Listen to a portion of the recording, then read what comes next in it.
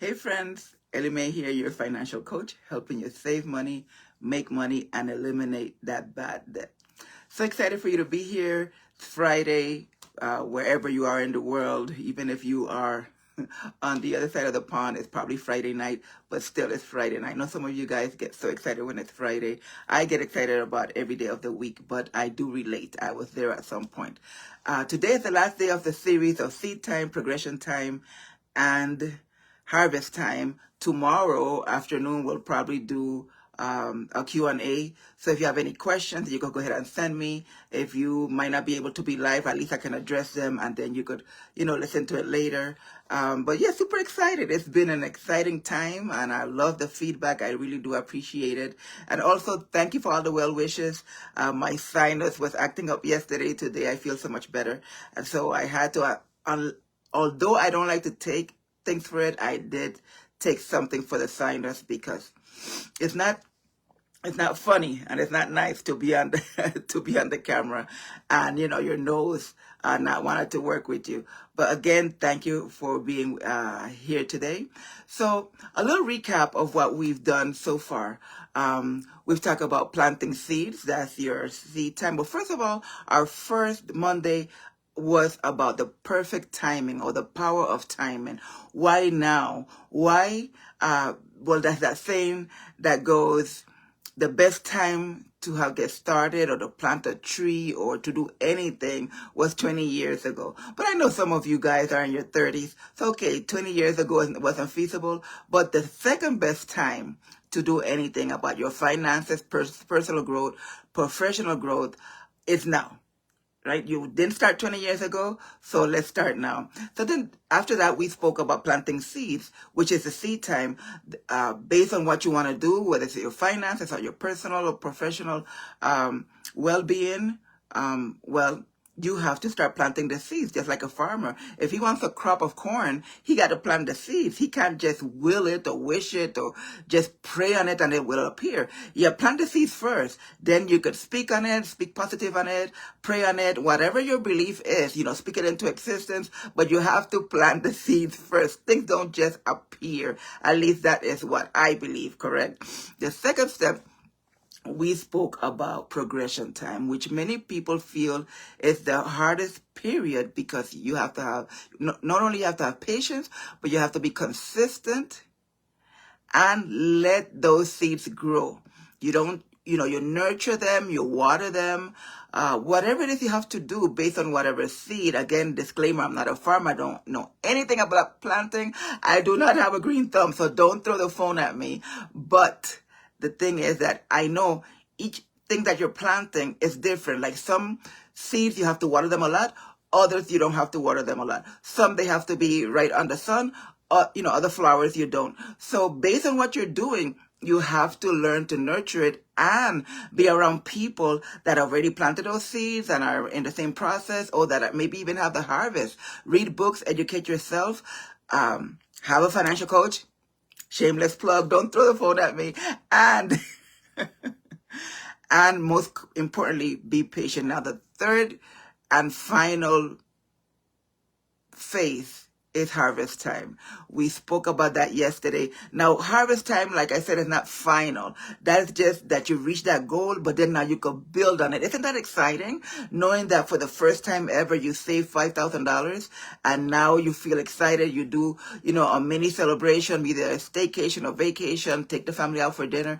But the fact that you have accomplished that will give you the inspiration that you'll be able to do it again and build on it. So harvest time is also very important. So today we're going to speak about generational wealth. And like I mentioned, I don't know if you saw my story earlier, generational wealth doesn't only have to do with money. Knowledge, education, finances, even what you're learning about seed time, progression time, and harvest time, that you could pass on that to the next generation. And that is wealth that you're giving them, insight on how to move forward, whether it's again financially, personally, or professionally. So when people, you hear a lot of people speaking about generational wealth, especially the gurus and people that know about finances. It's not only about money. And I don't want to call names because there are a lot that are very wise when it comes to that, and I follow them myself. I didn't learn this overnight. This is part of generational wealth. Me speaking to you and speaking, especially, most of my followers are in the mid 30s. Or when I say followers, I mean people that listen to when I speak and listen to my live, give me feedback, ask me questions, because this is the period that's so much important to get started with your finances. I mean, like, let's say in the next 10 years you want to buy a home. Well, you can't start the year of that you decide that's when you're going to buy the home. You have to start now. You have to start now planting those seeds. So let's dive into the topic. I've been yapping a little bit. So generational wealth is about creating financial security that you could pass on to the next generation. So you could pass down to your children or your grandchildren. And like I said, not just about money. It's about knowledge, habits, legacy. Could you imagine you pass down these great habits of saving and investing, putting away for an emergency to the next generation, from the littlest one to, maybe you can even write a book for your grandchildren or great-grandchildren. But let's relate these three phases to finances, like seed time. Teaching our children, our young ones, to save, not, because I know a lot of our young ones receive for their birthday or their graduation, from first grade, sixth grade, not only 12th grade, but from young. It's easy for people to give your young one in a card with $20, right? And they get excited. They're going to buy this or buy that. Teach them that they could purchase something, but at the same time, set some aside. That's a way of teaching, or a way of passing on generational wealth. That is wisdom. Don't blow all the money you have like some of us did growing up, like some of us did in our 30s. I don't want you to go through the same thing I did. And next thing, as far as progression time, teaching the children that, yes, consistency. Every time Auntie so-and-so gives you something, because they know who Uncle so-and-so and Auntie so-and-so is going to give them something. And they're excited. They know every birthday they're going to receive something. Well, teach them the patience and consistency that every time they get, I don't care if they get 10, look, put 5 aside. And eventually, especially if it's multiple aunties and uncles and, godparents giving them something, show them the importance of growth. How if you keep some aside, because you have to live, you have to, show them that if you use part of it, it's maybe something you need, something for school, maybe even a toy. But the thing is to keep some aside. Then when you show them, maybe in a year, after X amount of uncles or aunts give them something and you show them what they have, they're going to get excited about the process, about being patient, and not only being patient, but being consistent. Every time they get something, put something aside. Unlike some of us when we were in our younger years. And then the harvest time. Share with them your own personal wins. We're talking about the younger generation. And when I say younger, it could be kids, it could be, late teens, going into college. A lot of children do not know these concepts, do not know these habits, because we didn't speak with them, and it's not our fault. Our parents didn't speak to us. Their parents didn't speak to them. So now let's create a new, break that circle, stop that curse, of not having knowledge and having good habits when it comes to money. You're the one that's supposed to break that cycle and pass it on to the next generation as far as what to do with money. It's important. And a next thing that I know, especially us middle-class families, never were taught, at least myself, even though my parents were, good with money and they retired well. And the story, one of these days I'll share it again. They retired, and 30 years from the time they retired in their 50s and they pass in their 80s, they didn't have to go back to work. So obviously they did something right. So if you don't know the rule of 72, which I'm going to dive into now, you could ask your banker, you could research it, but most institutions, and I'm not going to call names, so don't throw the phone at me, right? I'm not going to call names, but most institutions do not teach their clients the rule of 72. And bankers do know about it. And let me not say bankers.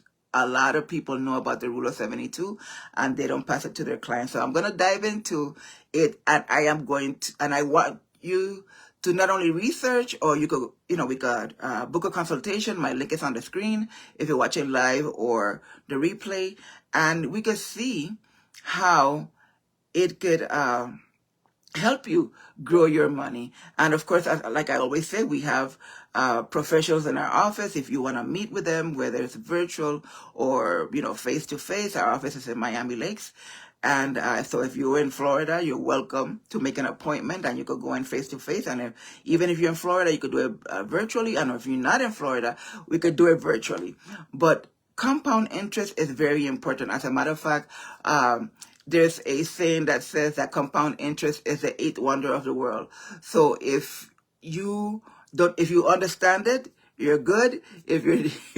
So you'll earn money, and if you don't, well, you'll be in trouble. It's other words to it, but I'm just gonna leave it at that. So teaching the next generation, not only our next generation, but ourselves, you guys that are in your 30s, about the power of compound interest is very important.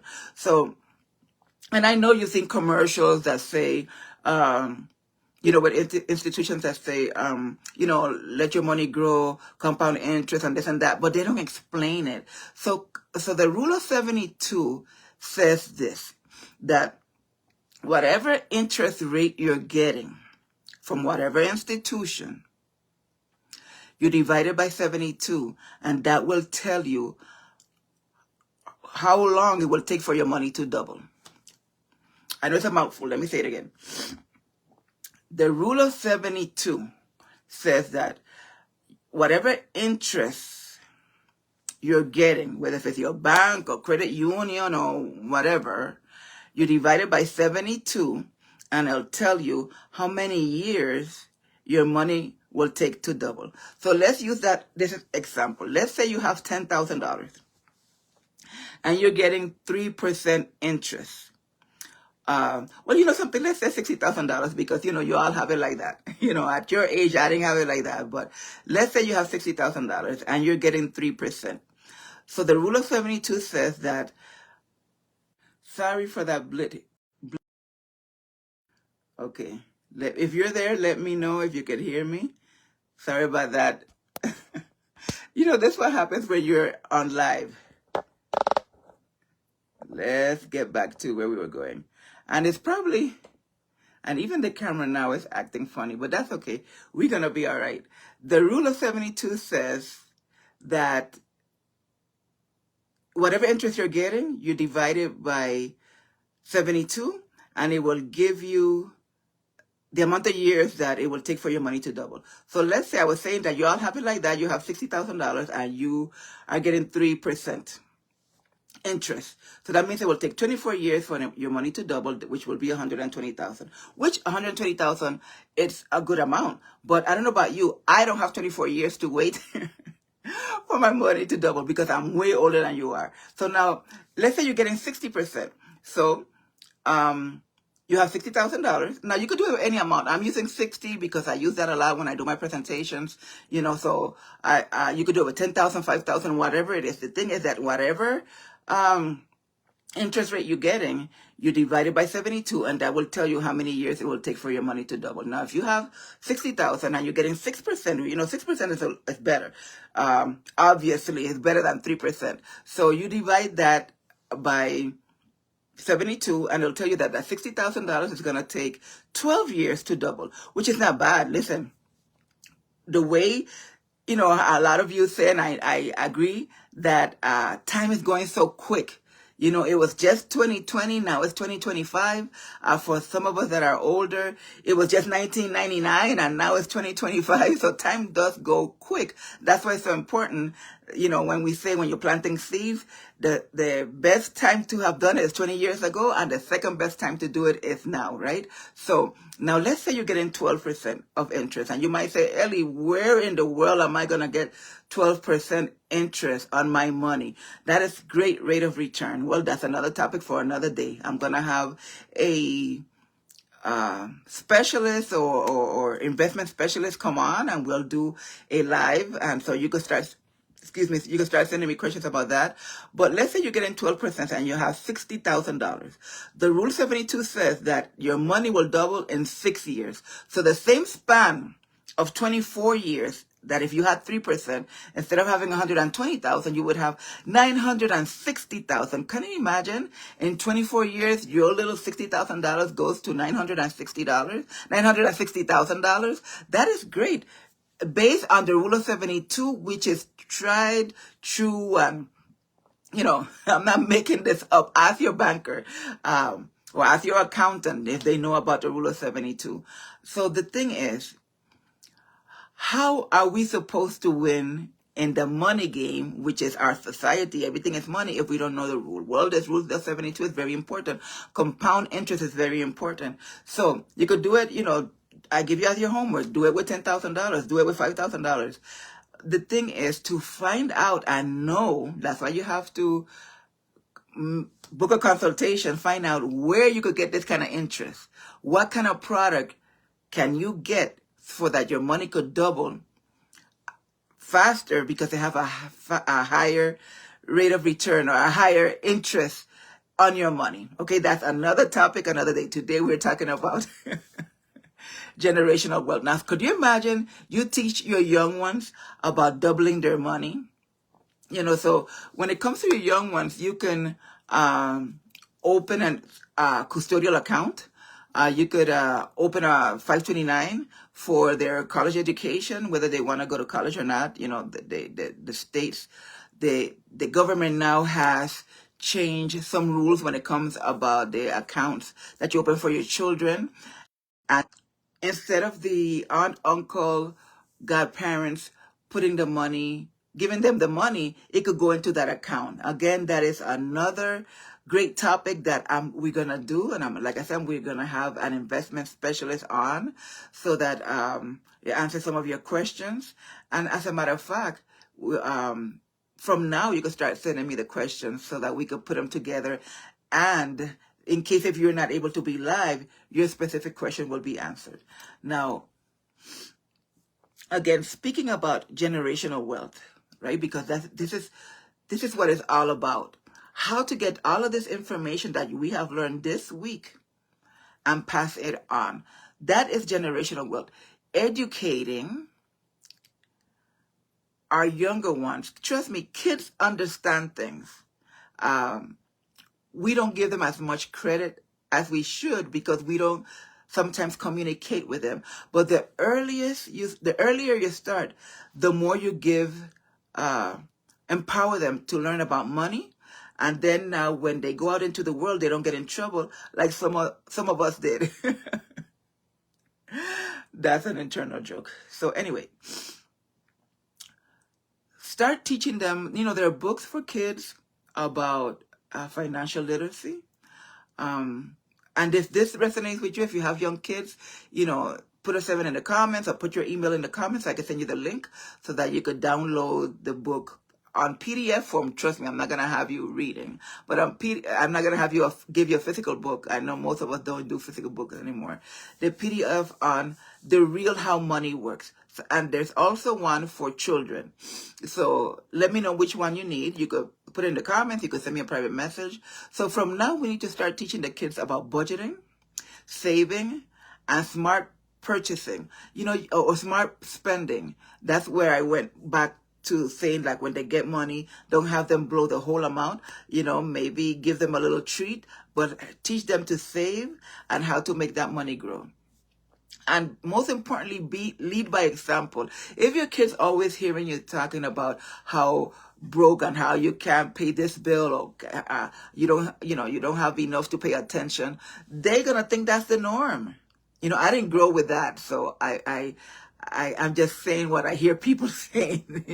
Like money don't grow on trees and all those kind of things. Your kids are gonna grow with that in mind, and they're gonna think that's the norm. And when they now in their early 20s or mid 20s, and they're in their 30s, it's gonna be like, well, that's how I grew up, so it's not that bad. Yes, it is that bad. So now let them see you saving. Let them see you, get excited about reaching certain goals. Let them reap the reward of your harvest. Like for example, hey, mommy and daddy, we did this. Well, parents, because I know nowadays people get offended when you say certain things. But whether it's a mommy, whether it's a daddy, whether it's two of them together, whether they by themselves, let them see, your wins, how you're making financial decisions. Like, hey, we were going to do this, but we're going to do this because that's better for our family. And they will understand, and even if they have a minor, little tantrum, let them have it. They will eventually understand the importance of saving, investing, saving for the future, saving for a vacation, saving because they want a bicycle, because sometimes we go into debt, because our children want this, they want a bicycle, they want this, and it's not feasible. So we go into credit card debt just to make them happy. But teach them how, the progression time, the being patient and consistent, putting away when they're giving something, even if you give them an allowance, teach them how to deal with it. I never got an allowance, but I never wanted for anything because my parents taught me the importance of saving, of purchasing spending at the right time, and then reaping the reward. We used to go on vacation every year.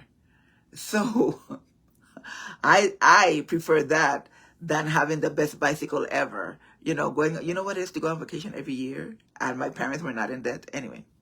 Like I always say, that's another topic for another day.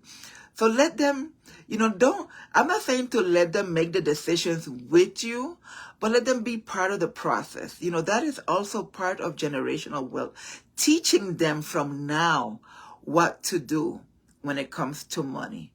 And so then later in their, early 20s, even, when those who go to college, they will be all lost, not knowing what to do. Like some, kids do. And then some of them, when they come out of school, they get thrown into this society that, you need this, you need that, you sign up here, borrow here, you need this card, that card, that. I know a lot of people that when they're in college, they were bombarded by all of these institutions, and they sign up to all kind of credit cards. They slash the credit card for everything. Didn't even know, they didn't even have jobs, or maybe a little part-time job. Didn't even know how they were going to pay it, get in major trouble. And that has followed them all of these years. Not only the debt, but the bad credit score and everything that comes along with it. Anyway, let me stop at that. I get a little passionate when it comes to that. So share with your young ones your financial journey, include, let them know, you don't have to give them every detail, but hey, mommy and daddy did this and we made a mistake, so now we're going to do this, based on their age, limited information, but that they could decide, also they could learn how managing money right gives them harvest, and managing money the wrong way has consequences. Therefore, like, i.e., getting into debt, not to be able to pay back credit, because we live in a society that you got to have credit, good credit, whether you have money or not, so that's how it is.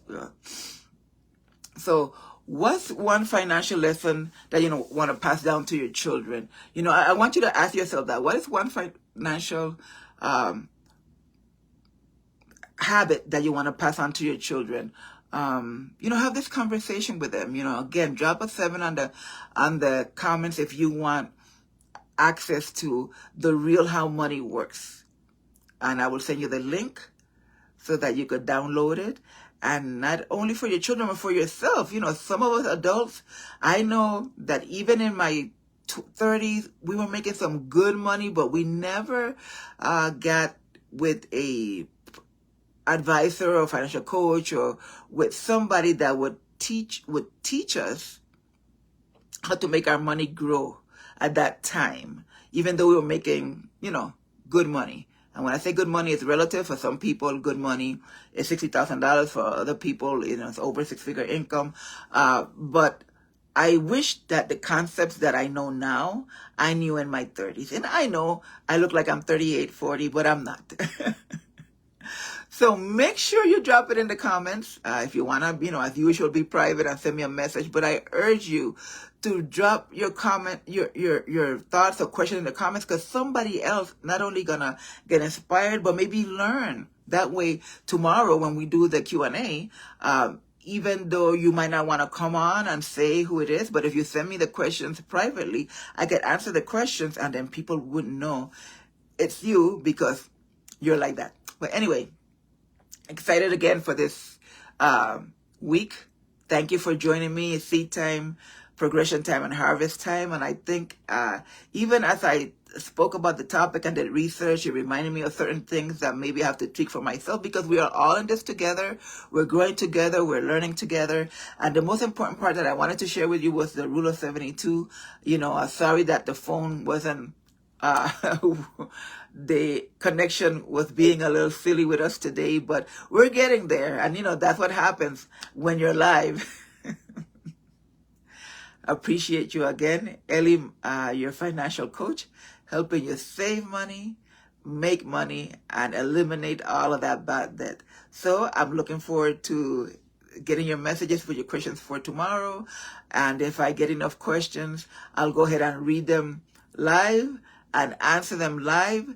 And if you're not able because you're working, when you watch the replay, as usual, you'll be able to take advantage of that information. And if you want more information about the rule of 72, because I know we went through it a little fast, make sure you click on the link so you could get your private complimentary consultation, and we could go over the rule of 72. I use as an example 60,000 because some of you have it like that, but 5,000, 10,000, whatever, and I'll give you how many times or how many years it will take for your money to double. And I would also share with you which is the best tool for you based on your age and your goals. And if you want me to, we could have like a preliminary appointment so that we could gather some information, and then I could refer you to our financial investment specialist, and then they could speak to you again, complimentary, confidential, about your financial goals and what you want to do for the future and how to make your money grow, which is the most important part. So again, I appreciate you. Thank you for joining me today. Today, we extended it a little bit more than usual. The internet was very helpful, and the topic was very juicy. So see you tomorrow. Bye for now.